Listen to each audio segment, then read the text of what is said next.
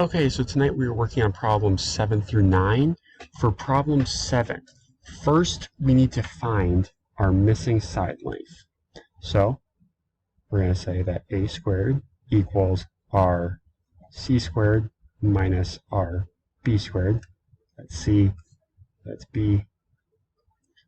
So a squared equals 25 squared minus 24 squared.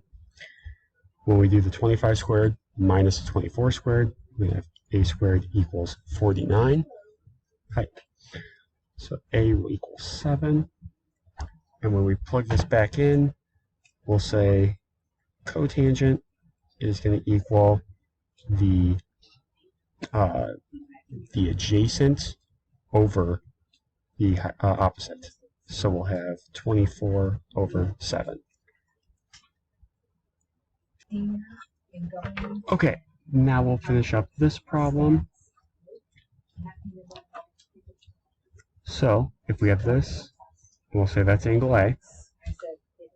This is our 22 or 23 root 2. This is our 23. When we need to find out what A is. So just like last time, a squared equals our c squared minus our b squared. So a squared is going to equal 529. A will equal 23. And so when we set this up, we'll have the cosecant of A equals the hypotenuse, which is 23 root 2, over our opposite, which is 23. And we can simplify that by getting rid of the 23's, and that'll be our answer. For this last one, we first need to factor this. So we'll say 2x minus 1, 2x plus 3, 2x plus 3, x plus 2, 2x minus 1, x plus 2.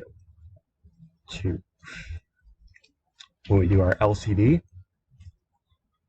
we'll have the 2x minus 1, 2x plus 3, and x plus 2. And then when we multiply each one, we'll rewrite this as x times x plus 2 equals the 2x minus 1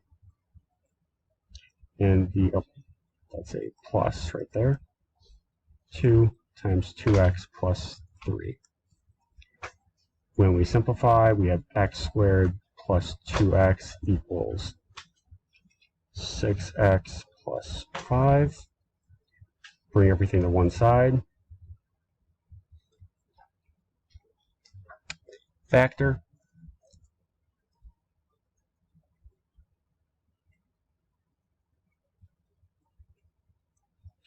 So x will equal 5, or x will equal -1. If you have any questions on this, please reach out. Otherwise, have a good night, and we'll see you tomorrow.